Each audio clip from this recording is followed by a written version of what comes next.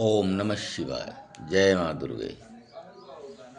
माँ दुर्गा एक ब्रह्मांडी ऊर्जा है। हम उसको प्राणायाम के द्वारा, त्याग तपस्या के द्वारा अपने अंदर ला सकते हैं। ऊर्जा हमारी बढ़ जाती है, लेकिन पुण्य जरूरी है। पाप जब होता है तो ऊर्जा दैवी नहीं आती है, प्राण रहता है। लेकिन प्राण से हम अपने पापों को हटा सकते हैं, तपश्चर्या कर सकते हैं और माँ को अपने प्रायश्चित के द्वारा माँ को प्रसन्न कर सकते हैं।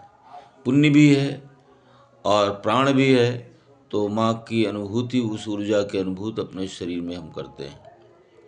कभी कभी किन्हीं ऋषि मुनियों के पास ज़्यादा पुण्य होता है तो वो किसी के कल्याण के लिए अपना पुण्य दे देते हैं, तो उसका बीमारी दूर हो जाती है, उसके कष्ट दूर हो जाते हैं। तो ये बहुत बड़ा विज्ञान है, लेकिन ये भौतिक विज्ञान से भी गहन विज्ञान है, सूक्ष्म विज्ञान है, जो श्रद्धा भक्ति के द्वारा, अनुभूति के द्वारा पाया जा सकता है। अनुभूति होने लगे तो समझना माँ जगदम्बा की हमारे ऊपर कृपा है। स्वप्न के द्वारा, क्योंकि हम ये छिद रूपण है, छिद में जन्म जन्मांतर की मेमोरी समाई हुई है। उसकी कृपा से पूर्व जन्म में स्मृत होने लगता है और हमारी श्रद्धा बढ़ने लगती है। कभी कभी माँ स्वयं आवाज़ करती है और हमारे जीवन को प्रकाशित करने के लिए हमारा मार्गदर्शन और प्रेरणा देती है, और हम उधर आगे बढ़ते चले जाते हैं, सफलता मिलती जाती है और फिर हम माँ के अनन्य भक्त हो जाते हैं और ऊंची सफलता पाकर भी हम वैराग्य का अनुभव करते हैं, क्योंकि सब ये माँ की कृपा है। तो ये अध्यात्म एक बहुत बड़ा विज्ञान है, लेकिन गहन विज्ञान है। ध्यान और समाधि में देखने का विज्ञान है। ये तीसरे नेत्र को जगाने का विज्ञान है। तीसरा नेत्र अनुभव का नेत्र है और हमारे विवेकशीलता का है।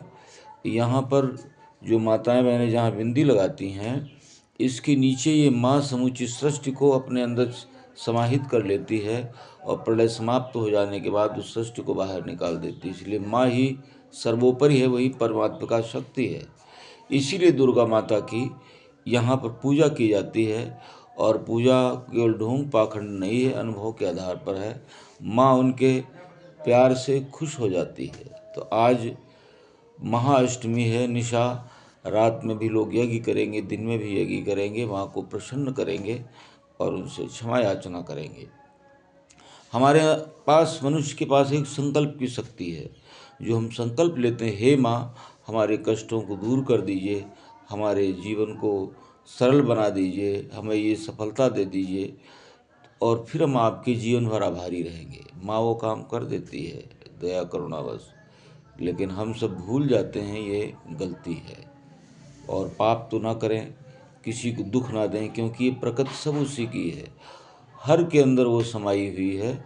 इसलिए छल कपट द्वेष दंभ, या हम जल्दी सुखी होने के लिए, धन संपत्ति पाने के लिए जो छल करते हैं, ये बुरी बात है। यही प्रारब्ध बनकर अगले जन्म में हमारे पैरों में जंजीर बांध देती है और उन्नति नहीं करने देती है, बड़े बड़े दुख और कष्ट देती है। यही प्रारब्ध बन जाता है संचित।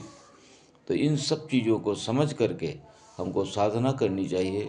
ये साधना हमें पापों का प्रायश्चित भी कराती है, आत्म प्रक्षालन करती है, और आत्म प्रसारण से हम शुद्ध हो जाते हैं तो वो हमारे अंदर उतर भी आती है। ये माँ की साधना है और बड़ी साधना है। ओम दुम दुर्गाय नमः, ओम नमः शिवाय, ओम ऐंग ह्रीं क्लीं चामुंडाय विच्चाय। ये मंत्र बोलने से माँ बहुत प्रसन्न होती है।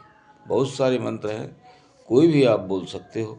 लोग गायत्री माता मंत्र बोलते हैं, तो ये भी उन्हीं की साधना है, क्योंकि वो एक ही एक है, अनेक रूपों में उसकी लोग साधना करते हैं। ओम नमः शिवाय। जय माँ जगदम्बे।